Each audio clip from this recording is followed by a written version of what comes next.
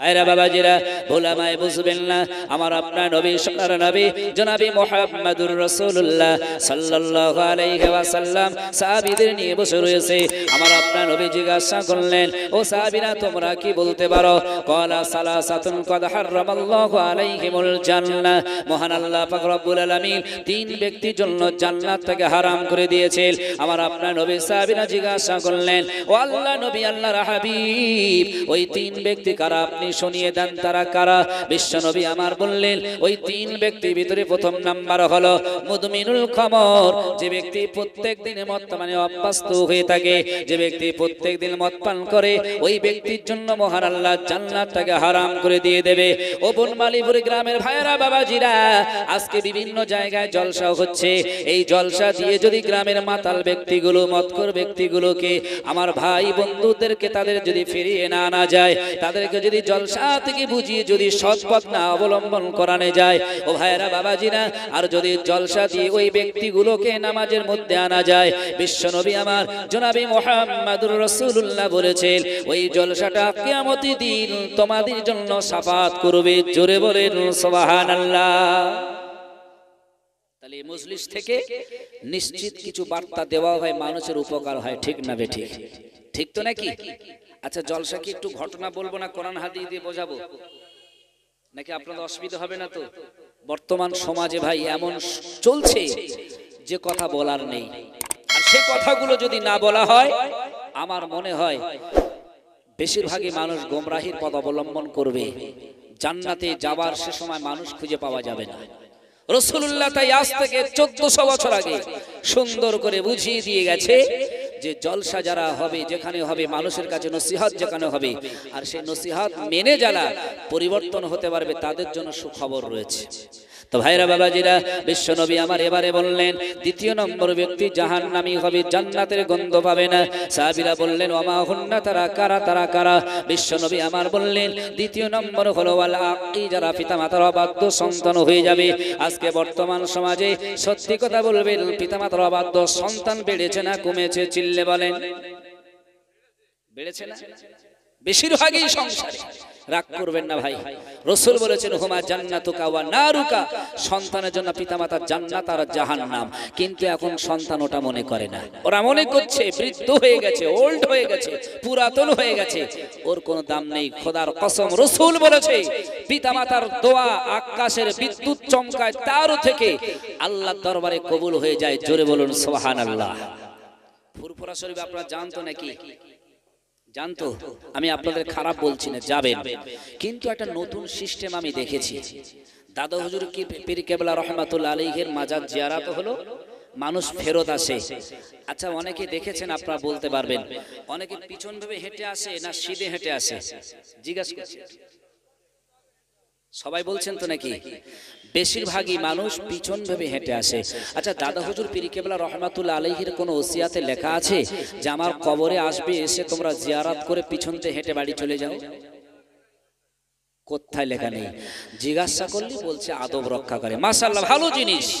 যে ছেলেটা আদব দিচ্ছে, ওই ছেলেটাকে আমি বলবো, তোমার পিতামাতাকে ঠিক ওই রকমই সম্মান দাও তুমি। রাসূল বলেছে, যদি তোমার পিতামাতাকে ওই রকম সম্মান তুমি দিতে পারো, তারপরে ওলিদের সম্মান দাও, রাসূল খুশি হবে, আল্লাহ খুশি হবে। আর রাসূল বলেছে, তুমি ওলিদের মাজারে গিয়ে সম্মান দিচ্ছ, তোমার পিতামাতার সম্মান তুমি দিচ্ছ না। পিতামাতার জুতো রয়েছে, লাথি মেরে ফেলে দিচ্ছ, পিতামাতার অবাধ্য হয়েছ, পিতামাতাকে তুমি সম্মান দিচ্ছ না। রাসূল বলেছে, ওই সম্মান সেদিন আল্লাহর দরবারে গ্রহণযোগ্য হবে না। গ্রহণযোগ্য হবে তোমার পিতামাতার সম্মানটা আগে, ঠিক না বেঠিক? তাই রাসূল বলেছেন, ওয়ালাকি, পিতামাতার অবাধ্য সন্তান তারা জাহান্নামী হবে, জান্নাতের গন্ধ পাবে না, হারাম করা হয়েছে। কিছু কিছু সংসারে এখন, কিছু কিছু সমাজে চলছে, ছেলের মুসলমানি হচ্ছে, বন্ধু দাওয়াত হলো, বান্ধবী দাওয়াত হলো, শ্বশুর শাশুড়ি শালা দুলাভাই খালু খালা সবাই দাওয়াত দিয়েছে। এই ভাই হয় না এরকম নাকি? কোন জায়গায় পেয়েছেন? রাসূল বলেছেন, খাতনা করা সুন্নাত, ইব্রাহিম নবীর সুন্নাত। কিন্তু খাতনা দিয়ে সমাজে এত বড় বড় অনুষ্ঠান করে আত্মীয়দের দাওয়াত করেছেন। আরো জিজ্ঞাসা করলে যে ভাই আব্দুল করিম ভাই, সবাইকে দেখছি, তোমার আব্বা মা তো নেই, বলবে কি জানো? বলবে, হুজুর বলবেন না, 6 মাস পিতামাতার সঙ্গে আলাপ হয় না। এরকম আছে না নেই বাবু? ভাইরা বাবাজিরা, আমি ছোট্ট একটি কথা বলে যাই।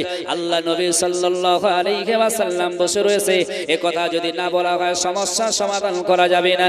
বিশ্ব নবীর কাছে একজন ইয়ামেনের যুবক এসে হাজির হয়ে গেল। বিশ্ব নবীকে জিজ্ঞাসা করলো, ও আল্লাহ নবী, আমি ইয়ামেন থেকে আমার বৃদ্ধ মা জননীকে কাঁধে করে নিয়ে হেঁটে হেঁটে হেঁটে হেঁটে উত্তপ্ত বালুর উপর দিয়ে হেঁটে মক্কা মদিনায় পৌঁছে গিয়েছে। কাবা তওয়াফ করেছি, আমি সাফা মারওয়া দৌড়েছি, এমন করে হজের সমস্ত কাজ আমি সম্পন্ন করেছি। ইয়া রাসূলুল্লাহ, ইয়া হাবিবাল্লাহ, হুজুর আমি জানতে চাই, জনম দুঃখিনী মা বৃদ্ধ হয়ে গেছে, হাঁটতে পারে না, চলতে পারে না, হজের তাই তার হজটাকে আদায় করানোর জন্য ইয়ামেন থেকে হেঁটে হেঁটে বৃদ্ধ মাকে কাঁধে করে নিয়ে মক্কা মদিনায় পৌঁছে গিয়ে সমস্ত হজের কাজ করালাম। ইয়া রাসূলুল্লাহ, জানতে চাই ওই বৃদ্ধ মায়ের হক কি আমি আদায় করতে পেরেছি? ও ভাইয়েরা বাবাজিরা, বিশ্ব নবী আমার সোনার নবী মুস্কি হেসে হেসে বললেন, যুবক তুমি শুনে রেখে দাও, তুমি তোমার জনম দুঃখিনী মাকে ইয়ামেন দেশ থেকে হেঁটে হেঁটে মা পিঠে রেখে দিয়ে তোমার মাকে হজে নিয়ে এসেছো, হজের সমস্ত কাজ তুমি সুসম্পন্ন করিয়েছো, তারপর আমাকে জিজ্ঞাসা করতে চাইছো মায়ের হক আদায় হয়েছে কিনা? আমি তোমার নবী বলছি, তুমি শুনে রেখে দাও, তোমার পায়ের চামড়া থেকে চামড়া ছাড়াতে ছাড়াতে মা জননীর জন্য মাথা পর্যন্ত চামড়া ছাড়িয়ে যদি দুটো জুতো বানিয়ে দাও, আমি রাসূল বলছি, তুমি তোমার মায়ের স্তন থেকে দীর্ঘ 2.5 বছর যে দুধ টেনে টেনে পান করেছো, ও যুবক তুমি তোমার পা থেকে মাথা পর্যন্ত চামড়া ছাড়িয়ে তোমার মায়ের জুতো বানিয়ে দিলেও মায়ের দুধের হক তুমি আদায় করতে পারবে না। জোরে বলেন সুবহানাল্লাহ। সারা রাত যখন পাশের মানুষরা ঘুমায়, দেখবেন শীতের সময় বাচ্চা প্রসাব করেছিল, মা কি চায় যে ওই প্রসাব অবস্থায় বাচ্চা পড়ে থাকুক? কথা বলেন। দীর্ঘ 10 মাস গর্ভে রেখে তাকে লালন পালনের দায়িত্ব নিয়েছেন, যে সময় তাকে সব ভুলে গেছে, কানা হয়েছে বলে, একটু লুলো হয়েছে বলে সবাই তাকে ছেড়ে দিয়েছিল। জনম দুঃখিনী মায়ের কাছে সেটা ছাড়ার পাত্র ছিল না, ঠিক না বেঠিক? সেই মা সেই সন্তানকে লালন পালন করে বড় তুলেছে, বড় হয়ে গেল, টাকা পয়সা ইনকাম করতে শিখলো, বড় ধনাঢ্য ব্যক্তি হয়েছে। বাস্তবিক কথা, মা বাপকে সেই সম্মানের জায়গা রাখছে না। তবে বনমালীপুর গ্রামের ছেলেরা মনে হয় ভালো, তবে আমি এদের কথা বলবো না। বর্তমান সমাজে যেটা চলছে, চতুর্দিকে যেটা চলছে, অধিকাংশ পিতামাতা এখন অবহেলিত হচ্ছে, অধিকাংশ পিতামাতা এখন কষ্টের মধ্যে রয়েছে। আমি আবার চতুর্দিকে বলি, অনেকেই শোনে, বাস্তবিক কথা বেশিরভাগই জায়গায় দেখেছি যে পিতা সারা দিন সারাটি সময় প্রচন্ড রৌদ্র পড়লে গায়ের ঘাম মাথার ঘাম কষ্ট করে কোদাল চালিয়ে মাথায় ঝুড়ি নিয়ে পরে দাঁড়ে খেটে সন্তানদের মুখে তুলে লালন পালন করেছে। এখন সেই বৃদ্ধ মা বাপ, সেই বৃদ্ধ বাপ 500 টাকার ঔষধ কিনবে, ছেলের কাছে ফকিরের মতন চাইতে হয়। ঠিক বললাম না ভুল বললাম? বাস্তবিক কথা চলছে। ভাইরা বাবাজিরা, ভোলামায় বুঝবেন না, আজকে সমাজে জলসা দিয়েছেন, এই জলসা থেকে যদি এত পরিবর্তন হওয়া যায়, বিশ্বনবী আমার বলেছেন এই মাহফিলটা কিয়ামতের দিন সবার জন্য শাফাআত করবে। কারণ আল্লাহ কোরআনে বলেছে, ও ভাইরা বাবাজিরা, মহান আল্লাহ কোরআনে বলছে, ওই কিয়ামতের দিনে বন্ধু বান্ধব চিনবে না, ছেলে মেয়ে চিনবে না, আত্মীয় স্বজন চিনবে না, ওয়ালা ইয়াসআলু হামিমুন হামিমা, তোমার নিজের বান্ধবী তোমাকে চিনবে না, নিজের বন্ধু তোমাকে চিনবে না। ওই কিয়ামতের দিন হাসরের প্রান্তরে মহান আল্লাহ তোমার নেক আমলটা দেখবে। আর নেক আমলের মধ্যে রাসূল বলেছেন, এই 3টি জিনিস তোমরা যদি আদায় করতে পারো, বিশ্বনবী আমারা জানিয়েছেন, ওই ব্যক্তির জন্য মহান আল্লাহ জান্নাত আর হারাম করবে না। আর যদি 3টি কাজের মধ্যে থেকে যায়, জান্নাত আমাদের জন্য হারাম হয়ে যাবে। ও ভাইরা বাবাজিরা, 33 নম্বর বিশ্বনবী আমারা বললেন, ওয়াদাইয়ুস, যে ব্যক্তি দাইয়ুস হয়ে যাবে, কিয়ামতের দিন মহান আল্লাহ তার জন্য জান্নাতটাকে হারাম করে দেবে।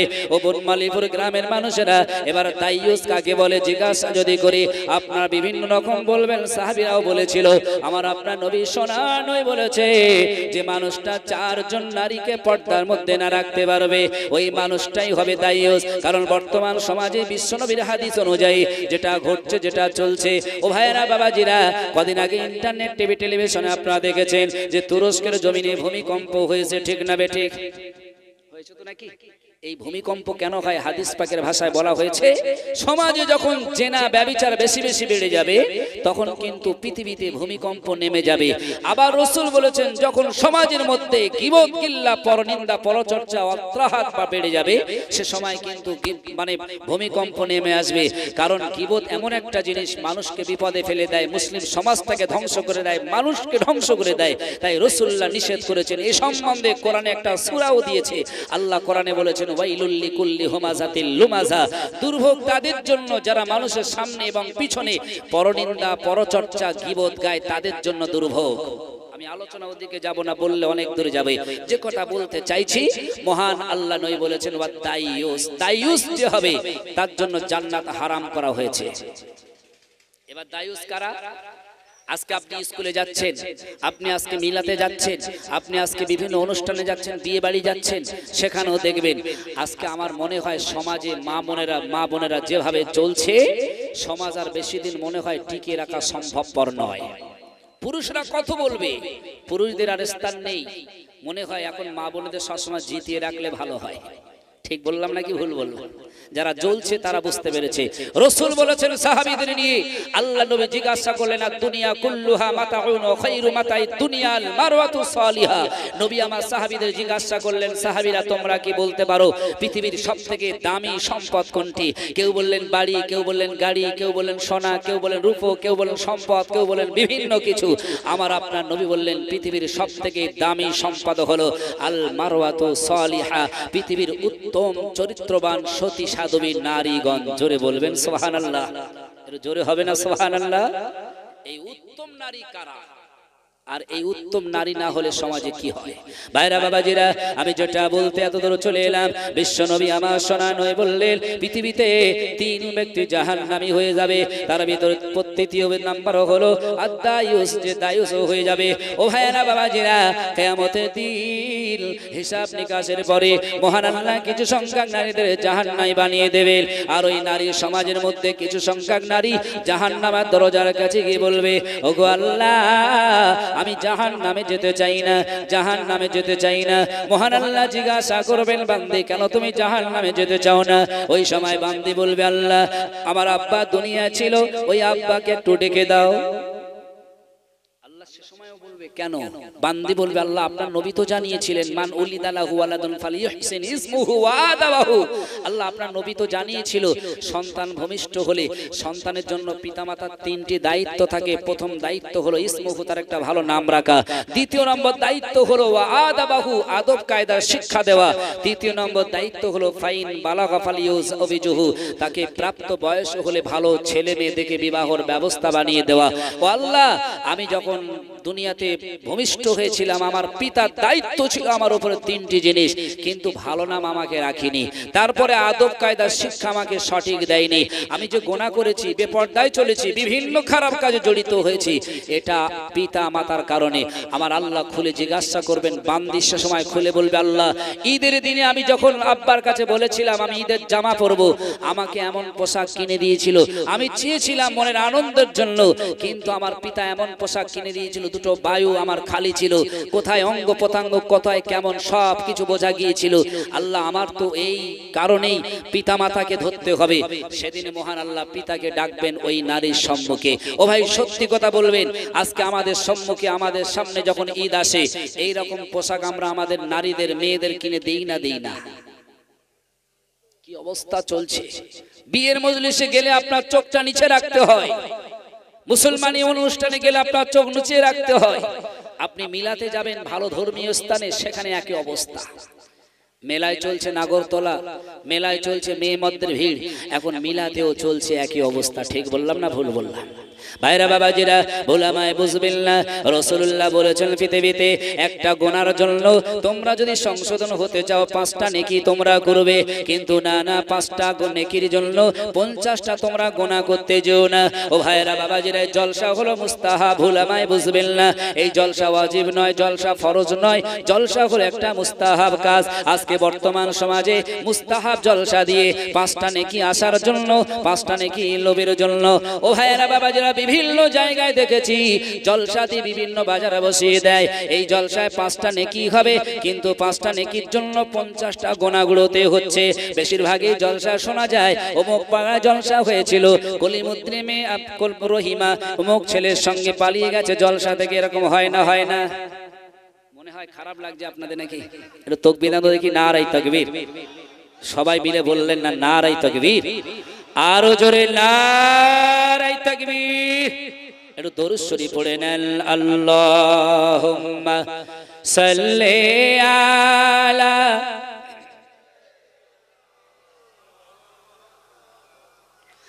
ও আলা আলি সাইয়্যিদিনা। সোনার মদিনা আমার প্রাণের মদিনা, সবই ভুলিব কিন্তু তোমায় ভুলতে পারি না। সোনার মদিনা আমার প্রাণের মদিনা, সবই ভুলিব কিন্তু তোমায় ভুলতে পারি না। ভুলিনি ভুলব না ভুলতে পারি না, সবই ভুলিব কিন্তু তোমায় ভুলতে পারি না। দরুদ শরীফ আল্লাহুম্মা সাল্লি আলা।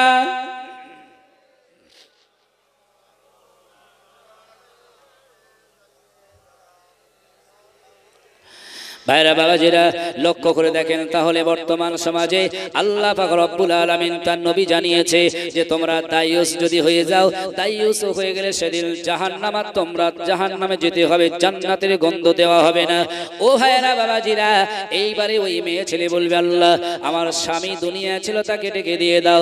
স্বামীকে ডাকা হবে, স্বামীকে এই জন্যই ডাকবে আল্লাহ আমি ছিলাম পর্দাশীল ঘরের মেয়ে, আমি হলাম হাজী সাহেবের মেয়ে, আমার আব্বা আমাকে পর্দা শিখিয়েছে, বিভিন্ন ভালো কাজ করিয়েছে, কিন্তু যখন বিয়ে হয় আমার স্বামী আমাকে নিয়ে বেপর্দাশীল করিয়ে এপারকে সেপারকে বিভিন্ন জায়গায় বেপর্দায় ঘুরিয়েছিল।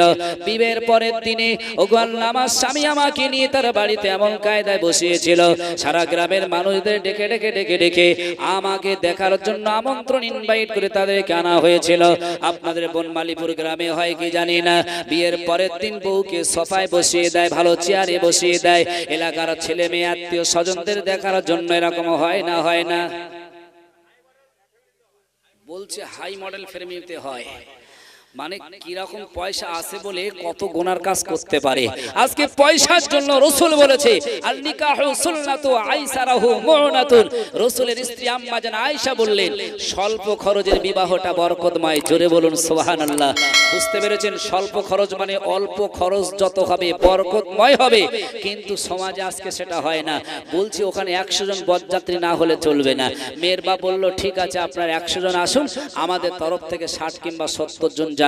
বলবে ওটা হবে না, চলছে যেটা সমাজে। কিন্তু রাসূল বলেছে বিবাহের পর দিন ওলিমা করা, নারীর পক্ষে থেকে কিছু মানুষকে মেহমানদারি করানো, ওলিমা করানো সুন্নাত। এখন লোক ভুলে গেছে, বিবাহের মজলিসে কম খরচ করতে বলেছে, ঘোড়ার গাড়ি আনছে, বিভিন্ন রকম খরচ করছে, করে ওলিমার দিনে রাসূলের সুন্নাতটাকে ছেড়ে দিচ্ছে। ঠিক না বেটি? স্বল্প করুন বিবাহ, রাসূলের সুন্নাত মানুন। বিবাহের মজলিস সম্বন্ধে আলোচনা করলে অনেক দূর চলে যাবে। আমার ট্রাফিক আজকে ছিল অন্য, তাই ওদিকে আমি যাব না। যেটা বলতে চাইছি, রাসূল বলেছেন এটা নিষেধ করা হয়েছে। আজকে সমাজের বিবাহ হলে আপনাদের কাছে অনুরোধ করব, যদি আপনাদের মধ্যে থেকে যাকে এটাকে পরিবর্তন করতে হবে। ভাইরা বাবাজিরা, এবারে বড় ছেলেকে ডাকা হবে, তার ভাইকে ডাকা হবে, সেদিন তাদেরকে দাবিয়ে দাবিয়ে ওই মেয়ে ছেলে জাহান্নামে চলে যাবে। ও ভাইরা বাবাজিরা, বিশ্বনবী আমার বসে রয়েছেন, সাহাবীরা হাজির হয়ে গেল। আল্লাহ নবী জিজ্ঞাসা করলেন ইজতানিবুস সাবআল মুবিকাত, ও আমার সাহাবীরা তোমরা কি বলতে পারো? মহান আল্লাহ পাক রব্বুল আলামিন জানিয়ে দিয়েছেন আমার মাধ্যমে, আর আমি জানিয়েছি পৃথিবীতে 7টা ধ্বংসকারী বস্তু রয়েছে। আল্লাহ নবী সাহাবীরা বললেন ইয়া রাসূলুল্লাহ ওই 7টা ধ্বংসকারী বস্তু কি কি, আর তারা পালন করলে কি হবে? আমার আপনার নবী জানিয়েছে ওই 7টা ধ্বংসকারী বস্তু যারা করবে তাদের নামাজ আল্লাহর দরবারে পৌঁছাবে না, রোজা রোজা রাখবে, রোজাও পৌঁছাবে না, হজ করবে, হজও আল্লাহর দরবারে পৌঁছাবে না, যাকাত দেবে, যাকাতও আল্লাহর দরবারে পৌঁছাবে না, দোয়া করবেন, দোয়াও কবুল হবে না। আল্লাহ নবী সাহাবীরা ব্যাকুল হয়ে গেল, জিজ্ঞাসা করলেন, ও আল্লাহ নবী রে, ওই 7টা কি এমন কাজ রয়েছে যে কাজগুলো করলে আমাদের রোজা কবুল হবে না, নামাজ কবুল হবে না? আমরা জানতে চাই। আজকে বনমালীপুর গ্রামের ভাইয়েরা সত্যি কথা বলবেন, লাইলাতুল কদর, লাইলাতুল বরাত, এমন করে বিভিন্ন সময় দোয়া চেয়েছেন, দোয়া কবুল হয়নি। অনেক সময় নামাজ পড়েছেন, নামাজ আল্লাহর দরবারে পৌঁছায়নি, নিজেরাই জানি। কিন্তু সত্যি কথা বলবেন, 7টা আমল যদি আপনারা করেন, 7টা কাজ যদি করেন, নামাজ কবুল হবে না, রোজা কবুল হবে না। এখন আপনারা কি জানতে চান সেই 7টা বিষয় কি কি? ভাইরা বাবাজিরা, বিশ্বনবী আমার জানিয়েছে, প্রথম নাম্বার হলো আশিরকু বিল্লাহ, আল্লাহর সঙ্গে যদি কেউ শিরক করে, শিরক করার পরে যদি সে নামাজ পড়ে, রোজা করে, যাই করুক না কেন, আল্লাহর সঙ্গে শিরক করলে তার নামাজ, তার রোজা, বিভিন্ন ইবাদত কবুল হবে না। কারণ কোরআনের 27 পারায় 2য় সাফায় 1ম লাইনে মহান আল্লাহ বলেছে, ওয়ালা তাজআলু মাআল্লাহি ইলাহাল আখার, আমি তোমাদের মালিক, তোমাদের স্রষ্টা, আমি ছাড়া তোমরা কারো কাছে ইবাদত বান্দি করো না। ও ভাই বাবাজিরা, সত্যি কথা বলবে, কোন মানুষ বিপদে যখন পড়ে যায়, নামাজের পাটিটা ফেলে দিয়ে আল্লাহর দরবারে দোয়া চাইবে। আমার আল্লাহ বলেছেন, ইন্নাল্লাহা সামিউম বাসির, আমি আল্লাহ সবকিছুই দেখতে পাই। ও বান্দা, তোমরা শুনে রেখে দাও, ইন্নাল্লাহা হুয়ার রাজ্জাকু যুল কুওয়াতিল মাতিন, কোরআনের 27 পারায় সূরার শেষের লাইনের আগের লাইনে মহান আল্লাহ বলেছেন, 2য় সাফাতে আমার আল্লাহ বলেছেন, বান্দারে, ইন্নাল্লাহা হুয়ার রাজ্জাকু যুল কুওয়াতিল মাতিন, তোমাদের রুজির ব্যবস্থা আমি আল্লাহ বানিয়ে দেই, আমি ছাড়া পৃথিবীর কেউ নেই যে তোমাদের রুজির ব্যবস্থা বানায়। জোরে বলেন সুবহানাল্লাহ। ঠিক না বে ঠিক? এখন আল্লাহ যদি রুজি বন্ধ করে দেয়, ধরে নেন আল্লাহ আসমান থেকে পানি বন্ধ করে দিয়েছে 5 বছর, এখন পৃথিবীর কোন সরকার আছে আসমান থেকে নকল ভাবে পানি পৃথিবীতে বর্ষণ করবে? ভূমিকম্প হলো তুরস্কে, ভারতে হবে, বিভিন্ন ইন্টারনেট খবরে বলছে, ভারতে যিনি সরকার রয়েছে, এই ভূমিকম্প থেকে বাঁচার জন্য মেশিন কিংবা যন্ত্র তৈরি করে ভূমিকম্প রোধ করতে পারে বলে মনে হয়। ও ভাইরা বাবাজিরা, আমার আল্লাহ বলেছেন, বান্দারে, ওয়া আনজালনা মিনাল মুসিরাতি মাআন সাজ্জাজা, আমি আল্লাহ আসমান থেকে পানি বর্ষণ করি, আর তার বিনিময়ে তোমরা চাষ করো, তার বিনিময়ে তোমরা ফসল ফলাও। আমার আল্লাহ বলেছেন, ওয়াস সামাআ বানাইনাহা বিআইদি ওয়া ইন্না লামুসিউন, আমি আল্লাহ তোমাদের জন্য আকাশটাকে স্তরে স্তরে বানিয়ে দিয়েছি। আপনি হুগলি যাবেন, হাওড়া যাবেন, বিভিন্ন ব্রিজ দেখবেন যে মাথা থেকে সে মাথা পর্যন্ত কোনো বাধা নেই, কোনো খুঁটি নাই, খাটা নাই। অনেকে অবাক হয়ে যায় যে এত বড় লম্বা ব্রিজ আছে কি করে? আমার আল্লাহ বলেছেন, বান্দা তোমরা দেখে রাখো, গোটা মাথার উপরে গোটা আসমানটাকে আমি আল্লাহ বিনা খুঁটিতে, বিনা দড়িতে, বিনা বাঁধনে তোমাদের মাথার উপর বানিয়ে রেখে দিয়েছি। এটা আমি আল্লাহ, আমার ক্ষমতা ছাড়া আর কিছুই নয়। জোরে বলেন সুবহানাল্লাহ। আল্লাহ পরের আয়াতে বলেছে, ওয়াল আরদা ফারাসনাহা ফানিমাল মাহিদুল, আর এই জমিনটাকে তোমাদের জন্য বিছানা বানিয়ে দিয়েছি। যখন আল্লাহ জমিন বানালো, এই ইতিহাসটা শুনলে অবাক হয়ে যাবে। যখন আল্লাহ আসমান বানালো, আল্লাহ রাব্বুল আলামিন কলমকে ডেকে বললেন, কলম তুমি জমিনে চলে যাও, কলম তুমি আসমানে চলে যাও। কলম আসমানে গিয়ে দেখলো আসমান টলা টলা খায়, নড়াচড়া খায়, বন্ধ হয় না। কলম গিয়ে মহান আল্লাহকে বললেন, আল্লাহ আমি দেখেছি আসমান নড়াচড়া খায়, বন্ধ হয় না। আমার আল্লাহ বললেন, কলম রে, তুমি আসমানে গিয়ে লিখতে শুরু করে দাও, লা ইলাহা ইল্লাল্লাহ, লা ইলাহা ইল্লাল্লাহ, আল্লাহ ছাড়া কোনো মাবুদ নাই, আল্লাহ ছাড়া কোনো মাবুদ নাই। লিখতে লিখতে লিখতে লিখতে কলম গোটা আসমানের উপর লিখে ফেললো। আসমান তবু নড়াচড়া বন্ধ হয় না। ও ভাইয়েরা বাবাজিরা, এইবারে কলম বলল, আল্লাহ আমি আসমানে গিয়েছিলাম, আল্লাহ আপনার নাম লিখেছি লা ইলাহা ইল্লাল্লাহ, তারপরেও আপনার নামের লেখার পরেও আসমান বন্ধ হয় না। ওই সময় মহান আল্লাহ বললেন, আসমানের উপরে চলে যাও কলম, আমার নাম যেখানে যেখানে লিখেছো লা ইলাহা ইল্লাল্লাহ, ওই নামের পাশেতে একটা নাম লিখে দাও, মুহাম্মাদুর রাসূলুল্লাহ। যখন কলম চলে এলো, আসমানের উপরে যেখানে লেখা ছিল লা ইলাহা ইল্লাল্লাহ, ওই নামের পাশে লিখে দিল মুহাম্মাদুর রাসূলুল্লাহ। কলম দেখলো সঙ্গে সঙ্গে আসমান স্তব্ধ হয়ে দাঁড়িয়ে গেছে। জোরে বলা যাবে সুবহানাল্লাহ। আল্লাহ বললেন, জমিনের উপরে চলে যাও। জমিনের উপরে চলে এলো। যে জমিন সম্বন্ধে মহান আল্লাহ কোরআনে বলেছে, ওয়াল আরদা ফারাসনাহা ফানিমাল মাহিদুন, আমি আল্লাহ গোটা জমিনটা কি পানির উপরে ভাসমান অবস্থায় রেখে দিয়েছে। দুনিয়ার কোনো সরকারের ক্ষমতা নাই, দুনিয়ার কোনো নেতা নেত্রী ক্ষমতা নাই, দুনিয়ার কোনো শক্তিমান তাদের ক্ষমতা নাই। আল্লাহ সামাদ, আমার সঙ্গে কেউ মুখোমুখি হবে না, আমি যেটা চাই যেটা সেটা করি। এবার কলমকে পাঠানো হলো জমিনে, কলম এসে লিখলো লা ইলাহা ইল্লাল্লাহ, আল্লাহ ছাড়া কোনো মাবুদ নাই, কোনো মাবুদ নাই। লিখতে লিখতে লিখতে লিখতে গোটা জমিনে লেখা হয়ে গেল। জমিন তবু নড়াচড়া বন্ধ হয় না। ও ভাইয়েরা, বাবাজিরা, কলম চলে গেল আসমানে। মহান আল্লাহকে বললেন, আল্লাহ গো, আমি আপনার নাম লিখেছি জমিনেতে, তারপরেও লেখার পরে বন্ধ হয় না নড়াচড়া। আমার আল্লাহ বললেন, কলম রে, ওই নামের পাশেতে নবী মুহাম্মদ যাকে আমি আল্লাহ বানাবো পৃথিবীতে, ওই নবীর নাম একবার লিখে দিয়ে দাও। কলম এসে লা ইলাহা ইল্লাল্লাহর পাশেতে আমার আপনার নবীর নাম মুহাম্মাদুর রাসূলুল্লাহ যেই না লিখেছে, সঙ্গে সঙ্গে জমিন নড়াচড়া বন্ধ হয়ে গেল। জোরে বলুন সুবহানাল্লাহ। আমার আল্লাহ রাব্বুল আলামিন বলেছেন, ও পৃথিবী বান্দা, তোমরা শুনে রেখে দাও, এত কিছু তোমাদের কাছে পাঠালাম, এত নজির তোমাদের দেখালাম, যাতে করে তোমরা আমার অনুসরণ করো, আমি আল্লাহ আমার সম্বন্ধে বুঝতে পারো। অতএব আশিরকু বিল্লাহ, নবী বলেছেন, আল্লাহর সঙ্গে কাউকে শিরক তোমরা করো না। বিপদে পড়েছো, মুসিবতে পড়েছো, নামাজের পাটি ফেলে গভীর রাত্রে আল্লাহর কাছে বলো, আল্লাহ এই মুসিবত থেকে বাঁচিয়ে দাও। আমার আল্লাহ বলেছেন, ইন্নাল্লাহা লা ইখলিফুল মিয়াদ, আমি যেটা ওয়াদা করি সেটা ভঙ্গ করি নাই। জোরে বলেন সুবহানাল্লাহ। তাহলে চাইবেন কার কাছে? আল্লাহর কাছে। এখন রোগ হয়েছে, কারো রোগ হয়েছে, ডাক্তার আলিমউদ্দিনকে দেখাচ্ছিল, ভালো সারছে না, ঘুরে ডাক্তার কুদরত আলী দেখাচ্ছে। এখন মানুষের কাছে গিয়ে বলছে, চায়ের দোকানে জানো আলিমউদ্দিনে দেখিয়েছি 6 মাস কোনো ভালো হলো না, এই 1 সপ্তাহ কুদরত আলী দেখিয়েছি, কুদরত আলীর ওষুধেই ভালো হয়ে গেছে। বলে না ভাই? বলার মধ্যেও কিছু এমন ব্যাপার রয়েছে যা আল্লাহ অসন্তুষ্ট হয়। অতএব বলতে হবে, আমার আল্লাহ আমার মালিক এই ওষুধের বিনিময়ে আমাকে সুস্থ করেছেন, ঠিক না বেঠিক? বলতে হবে, আল্লাহর কাছে সাহায্য নিতে হবে। তাই রাসূল বলেছে, পৃথিবীতে যাই করো আল্লাহর সঙ্গে শরীক কাউকে বানানো যাবে না। সাহাবীরা জিজ্ঞাসা করলেন, ও আল্লাহ নবী, দ্বিতীয় নাম্বারকে যে ধ্বংসকারী কাজটা করলেন, নামাজ রোজা ইবাদত বন্দেগী কবুল হবে না।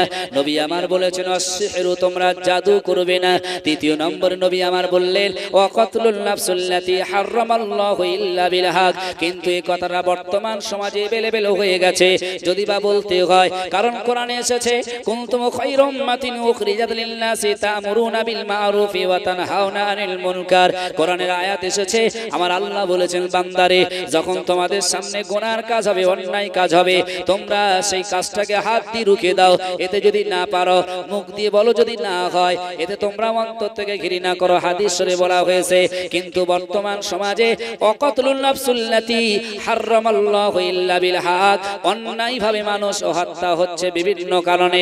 এখন গদি পাওয়ার আশায় হোক, সম্পদের আশায় হোক, ভাই ভাইয়ের অর্থ নিয়ে হোক, বিভিন্ন কারণে হোক, এখন লক্ষ্য করে দেখবেন, কোন মানুষ জীবনে 1টা 2টো 3টে 4টে অন্যায়ভাবে হত্যা করেছে, ওই মানুষটার শেষ বয়সে মৃত্যুর কাছাকাছি গিয়ে 10টা মসজিদ বানিয়ে দিল, মাদ্রাসা 15টা বানিয়ে দিয়েছে, হজে একবার ছাড়া 3বার হজে গেল। একবার সত্যি কথা বলবে যে গরিব মানুষটাকে, যে মানুষ অসহায় ছিল, বিনা দোষী ছিল, ওই দোষী মানুষটাকে নির্মমভাবে হত্যা করা হয়েছে। আর হত্যা করার পরে 5বার হজ করলো, মসজিদ মাদ্রাসা বানালো। আল্লাহর দরবারে কি হজের বিনিময়, এই মসজিদ বানানোর বিনিময় ওই কি কতলুন নাফসুল্লাতির গুনাহ মাফ হবে বলে মনে হয়? নবী আমার বললেন, সাহাবীরা, মক্কায় কাবা রয়েছে, ওই কাবা কেউ যদি ভেঙে দিয়ে দেয়, কোন মানুষ যদি কাবা ভেঙে দিয়ে দেয়, যতটা অন্যায় না হবে, যতটা গুনাহ না হবে, একজন আল্লাহর বান্দাকে হত্যা করলে অন্যায় ভাবে, তার থেকেও বেশি অন্যায়, বেশি গুনাহ হবে। ও মুসলমানের জন্যই মহান আল্লাহ বান্দাদের এত ভালোবাসে, সেই বান্দাদের বিনা কারণে, বিনা দোষে হত্যার কাজ এখন বর্তমান চলছে না? চলছে না? চলছে তো নাকি? রমজান মাসে মনে করছেন সামনে রোজার মাস, বিরাট ফজিলত মাস, সারা মসজিদে ইফতার দেবো, ওই মসজিদে ইফতার খাওয়াবো, সব ইফতার খাইয়ে ভুলিয়ে দেবো।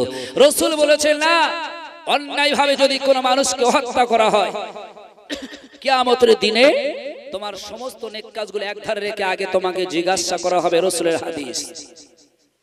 তাহলে আজকে থেকে তিনটে জিনিস আমরা পরিবর্তন হতে পারবো না ইনশাআল্লাহ। চতুর্থ নম্বরে রাসূল বলেছেন, আল্লাহর কসম আমরা হয়তো অবাক হয়ে যাচ্ছি, আজকে মসজিদ ইমাম সাহেব বলছে আজকে এত বড় রাত, দোয়া চাইলে দোয়া কবুল হয়। বাস্তবে ঠিক, কোরআনে বলা হয়েছে ইন্না আনজালনাহু ফি লাইলাতুল কদর, এই রাতটা হলো লাইলাতুল কদরের রাত। ওমা আদরাকা মা লাইলাতুল কদর, তুমি কি জানো লাইলাতুল কদরটা কি? লাইলাতুল কদরি খায়রুম মিন আলফি শাহর, এই রাতটা হলো হাজার রাতের থেকে উত্তম। জোরে বলেন সুবহানাল্লাহ। হাজার মাসের থেকে এই মাসটাই হলো, রাতটাই হলো উত্তম। এখন সেই রাত্রিবেলা দোয়া চাইছেন, আল্লাহ যেখানে ওয়াদা করেছে তারপরে দোয়া কবুল হচ্ছে না। কিন্তু রাসূল 1400 বছর আগে জানিয়েছে যে এই কাজগুলো করলে তোমাদের দোয়া আল্লাহ দরবার পর্যন্ত পৌঁছাবে না। চতুর্থ নম্বরে সাহাবীরা জিজ্ঞাসা করলেন, ওগো আল্লাহ নবী চতুর্থ নম্বরটা কি, আপনি শুনিয়ে দেন। ভাইরা বাবাজিরা, এবারে নবী আমার চতুর্থ নম্বর বলল, ও আকমালু মালিল ইয়েতিম, ইয়েতিমের মালগুলো তোমরা ধ্বংস করো না। কিন্তু বর্তমান সমাজে আজকে বলা বড় অন্যায় হবে বলে মনে হয়, তারপরেও সত্যি কথা বলতে দ্বিধা করব না। বর্তমান সমাজে ছোট ছোট বিভিন্ন মাদ্রাসা, বিভিন্ন জায়গায় দেখেছি ইয়েতিমদের সম্পদগুলো লুণ্ঠন হচ্ছে বিনা বাধায়, বিনা কারণে। ও ভাইরা বাবা, এই ইয়েতিমের লুণ্ঠন করে যদি আপনি হাজি হন, আপনি বড় সমাজের মানুষ হন, কিন্তু মহান আল্লাহ সেদিন আপনাকে ছাড়বেন না। আল্লাহ নবী এবার বললেন পঞ্চম নাম্বার হলো ওয়াকমালু মালির রিবা, পৃথিবীতে সুদ ভক্ষণ তোমরা করবে না। কিন্তু অধিকাংশ বাড়িতে বর্তমান সমাজে সুদের কারবার, সুদের ব্যবসা ঢুকেছে না ঢুকিনি? জোরে বলেন। রাগ করবেন না বাবু, আমি আপনাদের খারাপের জন্য বলতে আসিনি, আমাকে ক্ষমা করবেন। কারণ রাসূল বলেছে তিন ব্যক্তি জাহান্নামী, আল আলিমুল কাজ্জাব। আমি হাদিস পড়েছি, আমি আলেম হয়েছি, এই কথাগুলো বলতে হবে। আপনারা নেবেন না নেবেন আপনাদের ব্যাপার। দ্বিতীয় নাম্বার ব্যক্তি হলো রাসূল বলেছেন আল আমিরুল জাবের, অত্যাচারী বাদশা, যারা নেতৃত্ব, যারা বিচারক ছিল। একজন দোষ করেছে, তাকে ধরে আনা হয়েছে, ঘুষের বলে দোষী ব্যক্তিকে নির্দোষ করা হয়েছে। বর্তমানে চলছে না? চলছে না। আরে যে দোষ করেনি, সে গিয়েছে, ঘুষ দিতে পারেনি, দোষ না করে তাকে দোষী নিতে হলো, নির্দোষ ব্যক্তিকে দোষ চাপিয়ে বাড়ি পাঠিয়ে দিল। বর্তমান সমাজে চলছে, কারা বলবে? ভাইরা বাবাজিরা, তাই নবী আমার বলেছে ও আকমালু মালির রিবা, তোমরা সুদ ভক্ষণ করবে না। এই সুদ এমন একটা অপরাধ, এমন একটা অন্যায়, এমন একটা পাপ। কোনো মানুষ যদি সুদের ব্যবসা, সুদের মধ্যে বাড়ে থাকে, ধরে নেন আপনি করলেন, আপনার ছেলে করেছে, ওই ছেলে সংসারের মধ্যে রয়েছে, ধরে নেন আপনি করছেন না, 5 ওয়াক্ত নামাজ পড়েন, আপনার বিবি বাচ্চা করেছে, আপনার বৌমা চলেছে, ওই বৌমা রান্না করে, বৌমা আপনার সংসারে দেয়, আপনার সংসারে রয়েছে। অতএব আপনাকে বোঝাতে হবে, বলতে হবে, ওর থেকে ঘৃণা করতে হবে। রাসূল বলেছেন কেউ যদি এর থেকে ফিরে আসতে পারে, আল্লাহর কসম সঙ্গে সঙ্গে মহান আল্লাহর দরবারে দোয়া কবুল হয়ে যাবে। জোরে বলেন সুবহানাল্লাহ। আর যদি মনে করেন যে ওয়াজ শুনবো, কোনো অসুবিধে নেই, নামাজও পড়বো, কোনো অসুবিধে নেই, একটা বোতলে যেমন সর্ষের তেল, নারকেল তেল, কেরোসিন আর পেট্রোল মেশালে যেমন হয় তেমনই হবে। নাও রান্না করতে পারবে, নাও গাড়ি চালাতে পারবে, ঠিক না বেঠিক? অতএব বাস্তবিক কথা বলছি, বর্তমান সমাজে রাসূলুল্লাহর হাদিস যদি আমরা মেনে চলি, নিশ্চিত আমরা লাভবান হয়ে যাব, কোনোদিন ক্ষতিগ্রস্ত হব না। অতএব সেগুলো আমাদের মানা দরকার আছে না নাই? 6 নম্বরে রাসূল বলেছেন ওয়াকাসফুল মুহসানাতিল মুমিনাতিল গাফিলাত, যুদ্ধের ময়দান থেকে পালিয়ে গেলে হবে না। 7 নম্বর হলো তোমাদের ঘরের নারী সমাজকে মিথ্যাভাবে দোষারোপ তোমরা করবে না। আর আমি যে কথা বলতে এত দূর চলে এসেছি, রাসূল বলেছেন দুনিয়া কুল্লুহা মাতাউন ওয়া খায়রু মাতাইদ দুনিয়া আল মারওয়াতু সালিহা। কেন বলেছেন জিজ্ঞাসা করা দরকার আছে। রাসূল বাড়ি সম্বন্ধে বললেন না, গাড়ি সম্বন্ধে, সম্পদের কথা বললেন না। এত টাকা পয়সা থাকলে মানুষ আনন্দ পায়, টাকার কথা, দামি সম্পদ বলল না। সোনার কথা মহান নবী বললেন না। নবী বলেছেন দামি সম্পদের মধ্যে থাকতে হলে তোমাদের ঘরে সতী সাধবী নারী বিবিরাই হলো দামি সম্পদ। কেন বলেছেন? এখন ধরে নেন আপনাদের মধ্যে কেউ 5000 টাকা দিনে ইনকাম করে, সন্ধ্যাবেলা ঘরে ফিরেছেন 5000 টাকা নিয়ে। এখন আপনার বিবির সঙ্গে আপনার সেই মনোমালিন্য নেই, অশান্তির আগুন জ্বলছে। সত্যি কথা বলবেন, 5000 টাকা থেকে শান্তি আসবে না? আসবে না?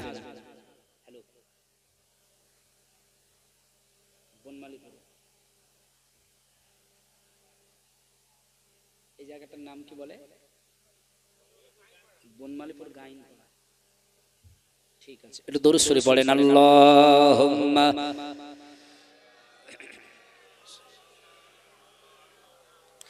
ওয়ালা আলে সাইয়্যিদিনা।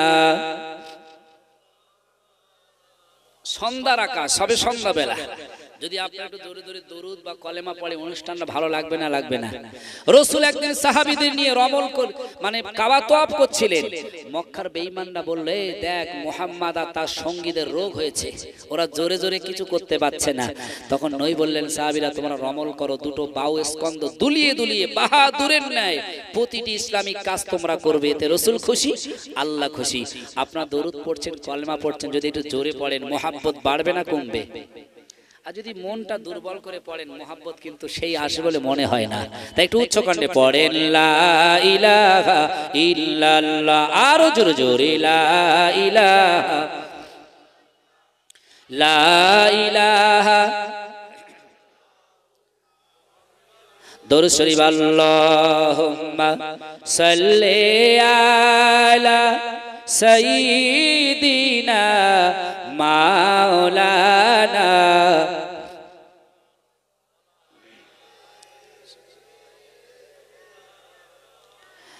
সময় অতি সংক্ষিপ্ত, যেটা আমি বলতে চাইছি, তাহলে আপনি ৫,০০০ টাকা নিয়ে ঘরে ফিরেছেন, স্ত্রীর সঙ্গে সেই সম্পর্ক মনোমালিন্য ঠিক নেই, শান্তিতে থাকবেন, এটা সবাই বলছেন বাস্তবিক।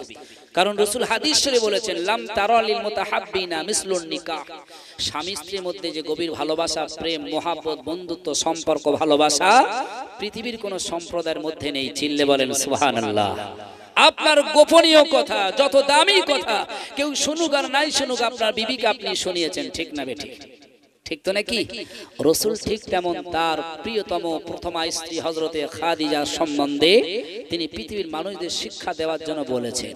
খাদিজার কথা বলতে গিয়ে রাসূল একদিন বললেন, এই ইতিহাসে হাদিসটা, এই কথাটা আপনারা অনেকে শুনেছেন কিনা বলতে পারবো না।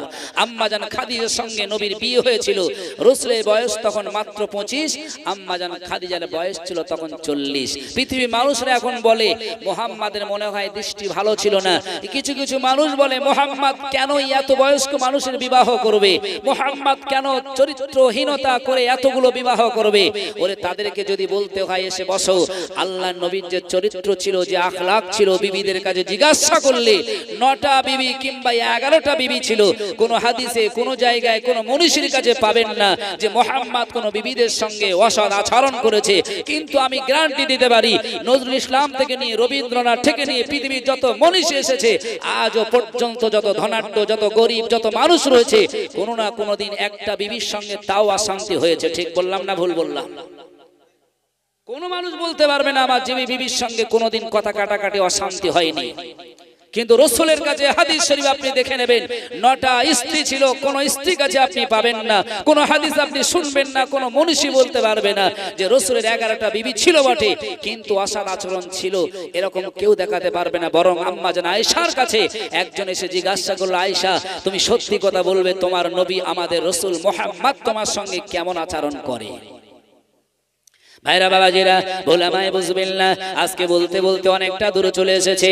আল্লাহ নবীর স্ত্রী আম্মা জান আয়েশা বললেন ওই সময়, হে মদিনার মহিলা, তুমি শুনে রেখে দাও, আমার নবী সম্বন্ধে তুমি জানতে চাইছো, যিনি আমার প্রাণের থেকে প্রিয় স্বামী, ওনার সম্বন্ধে জানতে চাইছো, উনি কেমন আমার সঙ্গে ব্যবহার করে, কেমন আচরণ আমার সঙ্গে করে। আমি আয়েশা যখন রান্না বান্নার জন্য মতোয়ারা হয়ে যাই, রান্নার মধ্যে ডুবে থাকে, আমার রাসূল তখন ঘরে ফিরতেন, দেখতেন আমার রান্না বাকি রয়েছে, সঙ্গে সঙ্গে আমার নবী বলতেন, আয়েশা রে তুমি অত চিন্তিত হইও না, আমার ব্যস্ত নেই, তাড়া নেই, তুমি অত তাড়াহুড়ো করে কষ্ট করো না। বরং আমার রাসূল আমার পাশে বসতেন, উনানের জালটা নিজেই হাতে ঠেলে দিতেন, ঘরে যেতেন, তিনি ঝাড়ু হাতে নিয়ে আমার ঘরটা ভালো করে পরিষ্কার করে ঝাড়ু দিতেন। যদি পানির পাত্রে পানি না থাকতেন, বিশ্ব নবী, নবীদের নবী, তামাম নবীদের নবী, ওই নবী আমার পানির পাত্র নিয়ে আমার সংসারে পানি দিয়েছিলেন। জোরে বলেন সুবহানাল্লাহ। জোরে হবে না সুবহানাল্লাহ? কিন্তু আজকে যারা বলছে তাদের সম্বন্ধে তাদের বিবিদের কাছে জিজ্ঞাসা করো, বলবে ওই ভম্বলের কথা আর বলো না। ঠিক না বে ঠিক? বলবে ভম্বলের কথা আর বলো না, ও জামাকে জ্বালায় সে কথা আর বলো না। কিন্তু ওই বলছে নবী কেন এতটা বিয়ে করবে? ভাইরা বাবাজিরা, আমি যে কথা বলতে এত দূর চলে এলাম, আম্মা জানা খাদিজাতুল কুবরার সঙ্গে বিশ্ব নবীর যখন বিবাহ হয়েছিল, আমার আপনার নবীর বয়স ছিল তখন 25, আর আম্মা জানা খাদিজার বয়স ছিল তখন 40। এখন বর্তমান লোকেরা দেখাশোনা যায়, রাসূল বলেছেন লা তুনকাহুল মারওয়াতুল আরবাইন লিমালিকা ওয়ালি হাসাবিকা ওয়ালি জামালিকা ওয়ালি দীনিকা ফাজবারা বিজাতি দিন তারবিয়াতু ইয়াদাকা। যারা আলেম রয়েছে বুঝতে পারবেন, নবী আমার বলেছেন দেখাশোনার মধ্যে 4টে বিষয় তোমরা দেখবে। প্রথম নাম্বার হলো লিমালিকা ওয়ালি হাসাবিকা ওয়ালি জামালিকা ওয়ালি দীনিকা, ওই মেয়েটার সম্পদ আছে কিনা, বংশমর্যাদা ভালো কিনা, লিমালিকা সৌন্দর্য কিনা। কিন্তু চতুর্থ নাম্বার রাসূল বললেন ওয়ালি দীনিকা, তোমরা দিন পরায়ণতা ভালো করে দেখবে, ওই মেয়েটা পর্দাশীল কিনা, ওই মেয়েটা নামাজ পড়ে কিনা, ওই মেয়েটা ভালো ইমানদার আল্লাহওয়ালা কিনা। কিন্তু না না না, বর্তমান সমাজ আজকে দেখাশোনায় গেলে যদি মেয়ের বয়স 30 হয়, ছেলের বয়স যদি 28 হয়, সত্যি কথা বলবেন দেখাশোনা ওই পর্যন্ত না আরো দিন করা হবে, ওই পর্যন্ত শেষ করে দেবো নাকি? আরে মেয়ের বয়স 30, আমার ছেলের বয়স 28, কি করে সম্ভব? ম্যাক্সিমাম 5 বছর কম বেশি থাকবে, ছেলের বয়স বেশি থাকবে, মেয়ের বয়স কম থাকবে, বলে না বলে না? কিন্তু আম্মা জান খাদিজার বয়স ছিল 40, নবীর তখন যৌবন বয়স 25 বছর বয়স। নবী যদি চাইতেন যে 25 বছরের যুবক আমি 20 বছরের মেয়েকে প্রথমে বিয়ে করব, আমার নবী, আপনার নবী, সোনার নবী, মধুমাখা নবী, তিনি করতে পারতেন না? পারতেন না? নবী গোটা বিশ্বের মানুষকে শিক্ষা দিয়েছে, গোটা বিশ্বের মানবদের দেখিয়ে দিয়েছে, আমি নবী মুহাম্মদুর রাসূলুল্লাহ, আমি 40 বছর একজন নারীকে বিবাহ করে তার সম্মান, তার মান, তার মর্যাদা গোটা পৃথিবীর নারীদের আমি দিয়ে দিয়েছি। জোরে বলেন সুবহানাল্লাহ। সেই আম্মাজানকে মহান আল্লাহ গোটা পৃথিবীর নারীদেরকে বানিয়েছেন শুধু দেখানোর জন্য স্বামী ভক্তিতা, স্বামীর সঙ্গে প্রেম মহব্বত কি করে করতে হয়। অনেকে মনে মনে করে স্বামীর যা অধিকার আমাদের তাই অধিকার না। রাসূল বলেছেন যদি আমি রাসূল আল্লাহ ছাড়া কাউকে সিজদা করার কথা বলতাম, তাহলে আমি রাসূল দুনিয়ার নারীদের বলে দিতাম তারা যেন পুরুষদের সিজদা করে, তারা তার স্বামীদের সিজদা করে, কিন্তু আল্লাহ ছাড়া কারো কাছে সিজদা করার নিয়ম নীতি কোনো কথাই নেই। তাই আমি রাসূল বলি নাই, যদি থাকতো ওটাই বলতাম। স্বামী স্ত্রীর কাছে কত বড় দামি সম্পদ রাসূল বানিয়েছেন। সেই স্বামী স্ত্রী মহব্বত, ভালোবাসা টাকা থাকলে হয় না, কি থাকলে হয় লক্ষ্য করেন। আম্মা জান খাদিজা ইন্তেকাল করেছেন তখন বয়স 65। কত বছর? এর কথা বলেন। 65, 40 বছরে বিবাহ হয়, 65 বছরে ইন্তেকাল করে, তার মানে 25 বছর সংসার করেছে, ঠিক না বেশি? রাসূলের বয়স 25 ছিল, 25 বছর সংসার করলে রাসূলের বয়স ছিল 50। রাসূলের বয়স যখন 50 হয়, আম্মা জান খাদিজা সেই সময় ইন্তেকাল করেন। রাসূল দ্বিতীয় বিবাহ যাকে করেছিলেন, আম্মা জান খাদিজা থাকতে বিবাহ করেননি। আম্মা জান খাদিজার ইন্তেকালের পর রাসূলুল্লাহ দ্বিতীয় বিবাহ করেছিলেন 50 বছর বয়সে, একজন 50 বছরের মেয়ে ছেলে, তার নাম হলো আম্মা জান সাউদাকে। জোরে বলেন সুবহানাল্লাহ। চিন্তা করেছেন এই 25 বছরে যৌবন তখন টলমল যৌবন চলছে। রাসূলের 25 বছর থেকে 25 বছর সংসার জীবনে কোন মানুষ দেখাতে পারবেন না যে বয়স্ক নারী ঘরে ছিল বলে রাসূলুল্লাহ যুবতী মেয়েদের কাছে গিয়েছিল। বয়স্ক নারীকে বিবাহের কারণে রাসূলুল্লাহ আশা করেছিল যে আরেকটা বিবাহ করার জন্য, কিন্তু কোনোদিন নয়, নেভার, কখনোই নয়। রাসূল খাদিজার বিবাহের পরে আর কাউকে বিবাহ করার মনস্থ করেননি। জোরে বলেন সুবহানাল্লাহ। খাদিজার ইন্তেকালের পরে আমার আপনার নবী দ্বিতীয় বিবাহ করেছিলেন, তিনি হলেন আম্মা জান সাউদা। তো বিবাহ করলেন, কিন্তু সেই 50 বছরের, আরো জোরে বলেন সুবহানাল্লাহ। রাসূলের স্ত্রী আম্মা জান খাদিজার কবর দেওয়া হবে, দাফন করবেন। আমার আপনার নবী সোনার নবী চলে গেলেন, সাহাবীরা সবাই গেলেন, কবর দেওয়া হয়ে গেল। রাসূলুল্লাহ কবরের পাশে চুপচাপ বসে রয়েছেন, কবর ছাড়ছেন না, শুধু চোখ দিয়ে অঝার নয়নে পানি ঝরছে। সাহাবীরা অবাক হয়ে গেলেন যে আমরা সবাই চলে এসেছি কবরের কাছ থেকে, আমাদের নবী, আমাদের রাসূল, তিনি কবরের কাছ থেকে উঠছেন না কেন, বরং কাঁদছেন কেন? ভাইরা বাবাজিরা, আল্লাহ নবীর কাছে সবাই চলে গেলেন। আবু বকর সাহাবী, হযরতে উসমান, আবু বকর, এমন করে ওমর সবাইকে জিজ্ঞাসা করলেন, ও আল্লাহ নবী, আল্লাহর হাবিব, আপনি অমুক কবরের কাছে বসে এমন করে কাঁদছেন কেন, আপনি বলে দেন। ওই সময় বিশ্ব নবী আমার বলেছিলেন, হে আমার সাহাবীরা, তোমরা শুনে রেখে দাও, আমি রাসূলুল্লাহ যখন ইসলামের দাওয়াত দিতাম, এই খাদিজা আমার জন্য আমার সঙ্গে যে ব্যবহার করেছে আমি আজও ভুলতে পারিনি। শুধু তাই নয়, আমি যখন ইসলামের দাওয়াত থেকে ঘরে ঘরে ফিরতাম। গভীর রাত যখন হয়ে যেত আমি রাসূলুল্লাহ গভীর রাত্রে নির্জন রাত্রেতে টুকটুক করে হেঁটে হেঁটে আমি জিজ্ঞাসা করতাম খাদিজা। সঙ্গে সঙ্গে আমার খাদিজা আমার জন্য দরজা খুলে দিত। আমি একদিন জিজ্ঞাসা করলাম খাদিজা, যখন রাতের প্রথমে আসি খাদিজা বললে ডাকলেই তুমি দরজা খুলে দাও, আমি রাতের মাঝখানে আসলে খাদিজা বললে দরজা খুলে দাও, রাতের শেষ ভাগে আসলে খাদিজা বললে দরজা খুলে দাও। খাদিজা রে তুমি সত্যি কথা বলবে, তাহলে কি তুমি কোনোদিন ঘুমাও না? কোনোদিন ঘুমাও না? ওই সময় খাদিজা বলেছিল, ইয়া রাসূলুল্লাহ, আমি 40 বছর বয়সে আপনার সঙ্গে বিবাহ বন্ধনে আবদ্ধ হয়েছি। আমি সম্পদের মালিক ছিলাম, অটেল সম্পদের মালিক ছিলাম, কিন্তু আপনার সঙ্গে বিবাহ করার পরে আপনার আদর্শ, আপনার আখলাক আমাকে মুগ্ধ করে দিয়েছে। আমার সম্পদের মায়া নাই, আমার বাড়ি বিল্ডিং বা ব্যবসার মায়া নাই, আমার মায়া, আমার দয়া আমার স্বামী মুহাম্মাদের উপরে দিয়ে দিয়েছে। অতএব আপনি যখন দাওয়াত থেকে অগ্রসর হন আমার ঘরে ফেরেন, আমি খাদিজা দেখতাম আমার রাসূল একবার ডাকবে, দুবার ডাকবে, বেয়াদবি হয়ে যাবে। আমার ঘুমটা বড় নয়, ওই স্বামী মুহাম্মাদুর রাসূলুল্লাহর সম্মান দেওয়াটা আমার কাছে বড়। তাই আমি দরজায় পিঠটা লাগিয়ে কখন রাসূল ডাকবে এই আশায় বসে থাকতাম। জোরে বলেন সুবহানাল্লাহ। নবী আমার বললেন, সাহাবীরা, ওই জন্য যে খাদিজা আমার জন্য সারাটি জীবন কষ্ট করেছে, সেই খাদিজার জন্য আমি রাসূলুল্লাহ কবরের পাশে পাশে কাঁদছি। এজন্যই কাঁদছি, খাদিজার কবরে প্রশ্ন হবে, মান রব্বুকা, মান নবিয়ুকা, মান দীনুকা, তোমার আল্লাহকে, তোমার নবীকে, তোমার দ্বীনকে। আমি যদি না, আমার খাদিজা যদি উত্তর না দিতে পারে, আমি রাসূলুল্লাহ ওই জন্য বসে রয়েছে, খাদিজার কবরে প্রশ্নের জবাবটাই আমি নবী রাসূল নিজেই দেব। জোরে বলেন সুবহানাল্লাহ। নিজে উত্তর দেওয়ার জন্য বসে রয়েছে। সঙ্গে সঙ্গে জিবরাইল মহান আল্লাহর তরফ হতে এসে বললেন, নবী আপনি কাঁদবেন না, মহান আল্লাহ নিজেই খাদিজার ব্যাপারে দায়িত্ব নিয়ে নিয়েছেন। জোরে বলবেন না, নারাই থাকবে।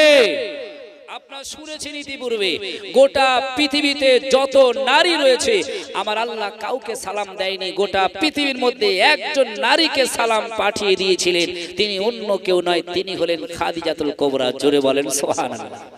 কেন? তিনি স্বামীর সঙ্গে যেভাবে খেদমত করেছে, আল্লাহকে খুশি রেখেছে, তাই মহান আল্লাহ তার প্রতি সন্তুষ্ট হয়েছে। জোরে বলেন সুবহানাল্লাহ। আজকে সমাজের কথা যদি বলা হয় আপনি অবাক হয়ে যাবেন।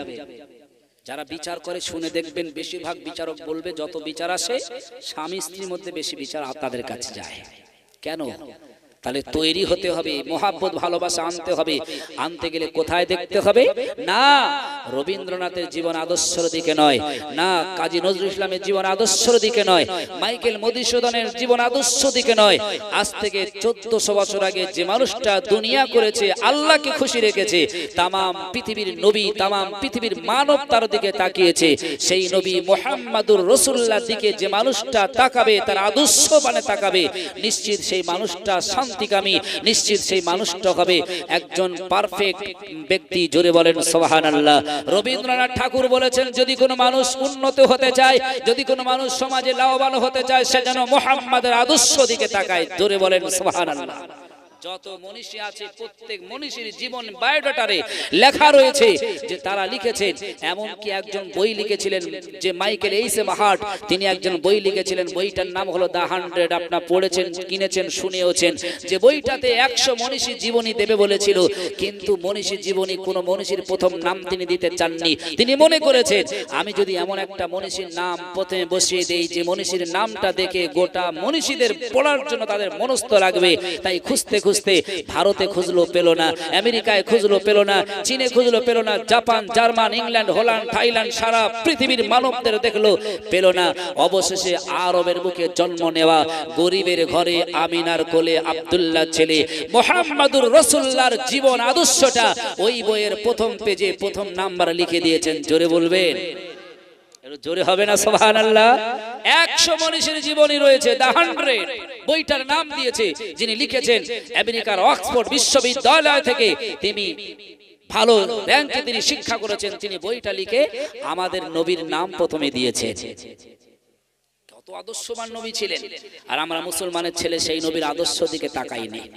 মনে করছি যে মুসলমান বড় হয়েছি, এখন আমাদের আর আদর্শ দেখার দরকার নেই।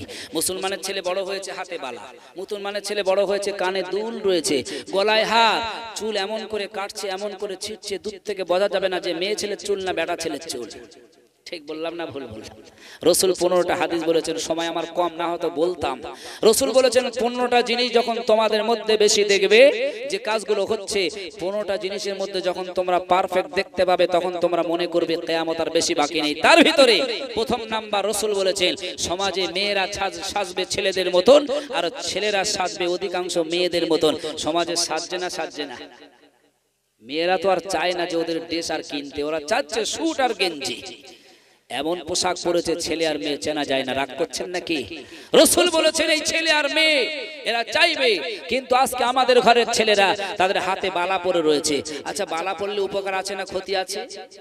আপনারা কদিন আগে দেখেছেন কিনা বলতে পারবো না, ঘোষপুর বাসন্তী হাইয়ে ঘোষপুর একটা জায়গায় ঘটে গিয়েছিল। একটা যুবক ছেলে সে হাতে বালা পরেছিল, ওই নদীতে নেমেছে কোনো একটা তরার জন্য, কিন্তু ওখানে ছিল পাইলেন করা, পাইলেনের কাটে ছিল বড় বড় পেরেক টাঙানো, এমন করে টাঙানো ছিল, আর ওর হাতে ছিল বালা পরা। কিছু তুলতে তুলতে ওই বালাটা বেঁধে গিয়ে সেই পেরেকে আটকে গেছে। ডুব যখন মেরেছে তুলতে গেল, বালাটা আটকে গেছে। ওই ছেলেটা উঠতে সক্ষম হয়নি, বালায় বেঁধে ছেলেটা মারা গেছে।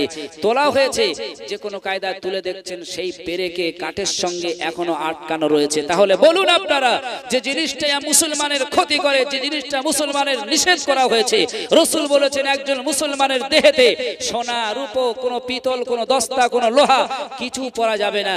যদি কেউ চায় একটা জিনিস করতে পারে, 25 পয়সা ওজনের রূপোর কিছু পরতে পারে, তবে না পড়লে ভালো। কিন্তু বর্তমান সমাজে অধিকাংশ ছেলেদের হাতে দেখবেন বালা, গলায় দেখবেন হার, কানে দেখবেন দুল। ভুল বলছি না বলছি? কি সর্বনাশ চলছে বলেন ভাইরা বাবাজিরা।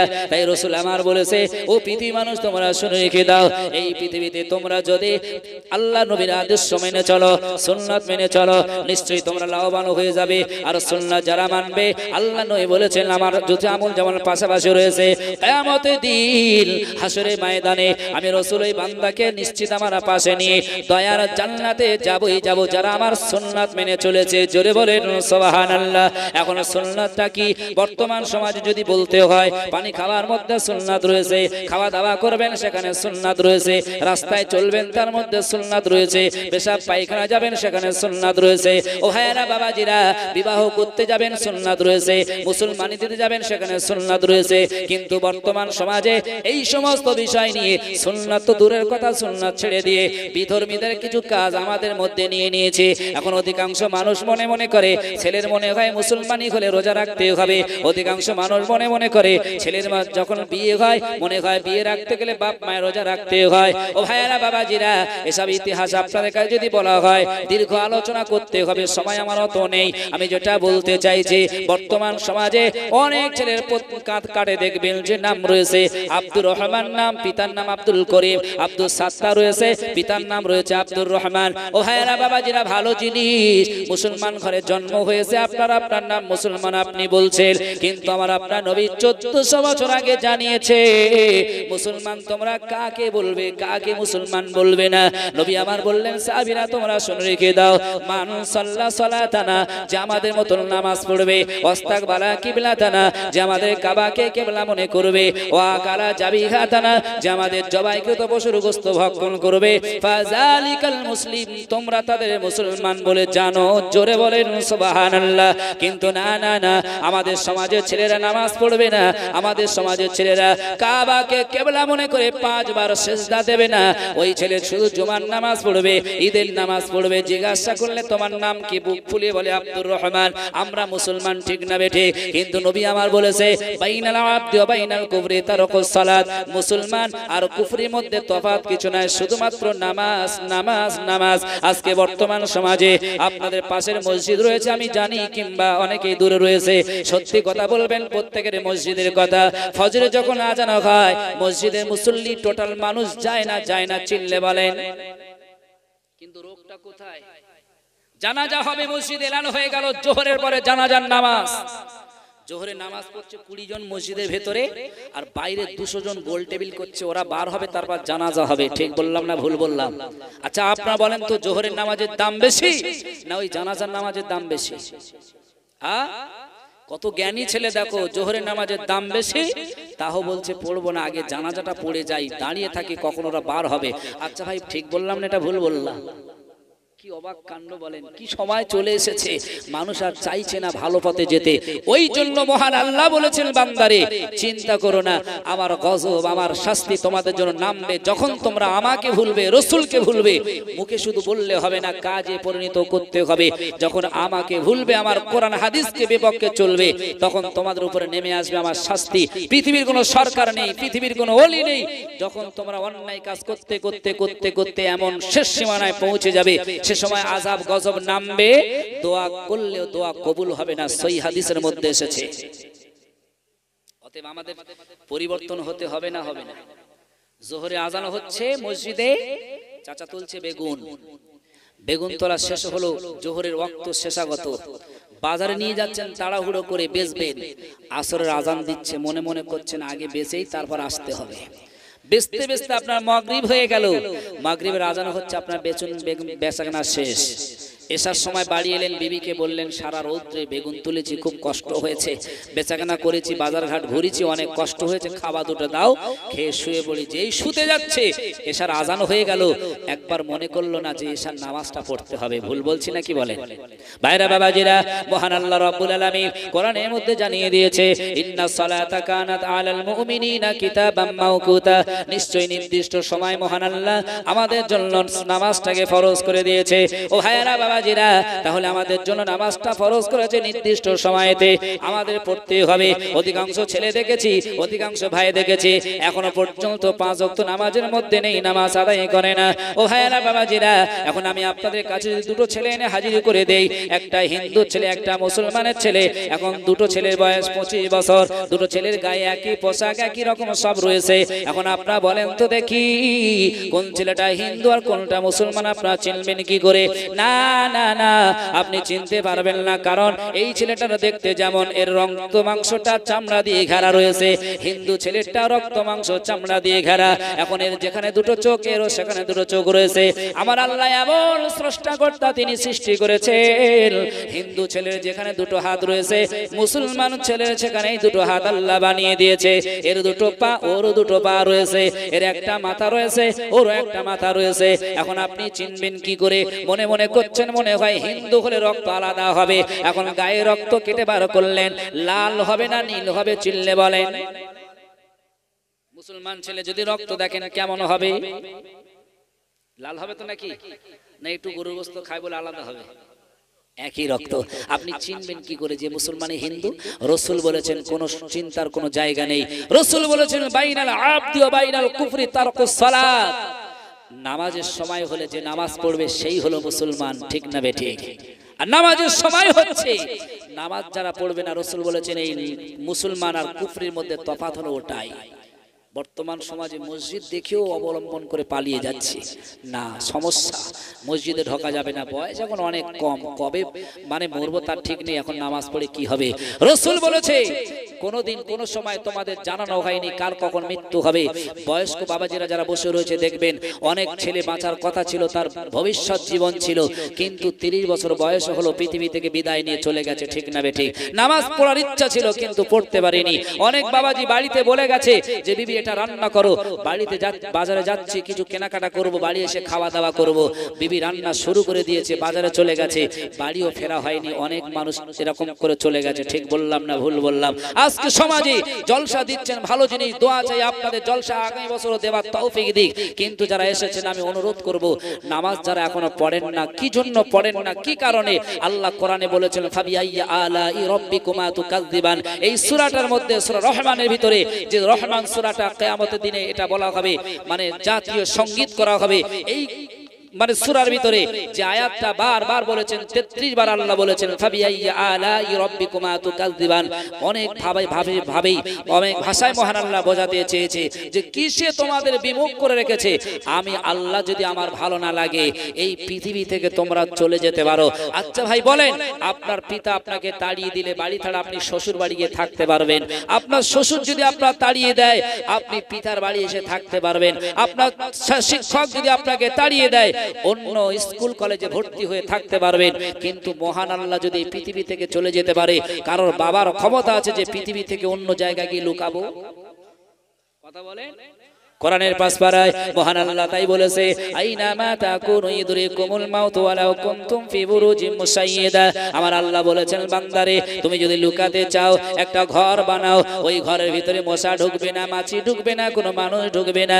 লোহা দিয়ে ঘর বানিয়েছো অথবা সীসা দিয়ে বানিয়েছো, ওই ঘরের ভিতরে অক্সিজেন নিয়েছো, খাদ্য খাবার নিয়েছো, 1 বছর বাইরে বার হবে না। তুমি মনে মনে করছো মনে হয় আমাকে কোনোদিন মৃত্যুর মুখে পতিত হতে হবে না। না না না, আমার আল্লাহ বলেছেন ফি বুরুজিম মুসাইয়্যাদা, নিশ্চিত ওই ঘরের ভিতরে মৃত্যু প্রবেশ করবে, কেউ কোনোদিন বাঁচতে পারবে না। অতএব মানুষ বর্তমান সমাজে কিসের এত অহংকার, কিসের এত তাকাব্বুর? তাই মহান আল্লাহ কোরআনে বলেছে, ওয়াইলুল লিকুল্লি হুমাযাতিল লুমাযা। যে আয়াতটা পড়েছিলাম, আল্লাহ বলেছেন তোমরা মানুষের সামনে অথবা পিছনে নিন্দা গেও না। আল্লাযী জামাআ মালান ওয়া আদ্দাদা, আর তোমরা সঞ্চয় করো সম্পদ, আর তোমরা ওকে বারবার গণনা করো। আর আল্লাহ কোরআনে বলেছেন, আর তোমরা মনে করো ইয়াহসাবু আন্নামা লাহু আখলাদা, তোমরা মনে করো এই সম্পদ মনে হয় আমাকে চিরজীবী করে রাখবে, কোনোদিন আমরা মরবো না, অমর হয়ে থাকবো। আমার আল্লাহ বলেছেন, কাল্লা, এটা কখনোই নয়, বরং তোমরা অতি শীঘ্রই হুতামা নামক ভস্মকারী জাহান্নামে নিক্ষিপ্ত হয়ে যাবে। আজকে বলেন ভাই, যে দুটো কথা আমি বলেছি, ব্যভিচার আর জেনা, আর সেই সঙ্গে গীবত, এটা বেড়েছে না কমেছে? একটু কথা বলেন। বেড়েছে তো নাকি? প্রতি জায়গায় জেনা ব্যভিচার চলছে, প্রতি জায়গায় চলছে, আর প্রতিটি দোকানে, প্রতিটি বিভিন্ন জায়গায় গীবত, গিল্লা, পরনিন্দা চড়ছে। এই দুটো কাজ থেকে আমাদের ফেরত আসতে হবে, এই দুটো কাজ থেকে আমাদের ফেরত আসতে হবে। আল্লাহর নবী হযরতে মুহাম্মদুর রাসূলুল্লাহর হাদিস রয়েছে, অনেক বললে আপনারা শুনলে অবাক হয়ে যাবেন যে এই দুটো কাজের বিনিময়ে মহান আল্লাহ কি শাস্তি দেবেন, কত বড় শাস্তি আল্লাহ দেবেন। দুনিয়াতেও শাস্তি দেবে, মরণের পরেও শাস্তি দেবে। যারা জেনা ব্যভিচার করবে জীবনে বেঁচে থাকতে, তাদের 5টা বড় বড় শাস্তি দেবে।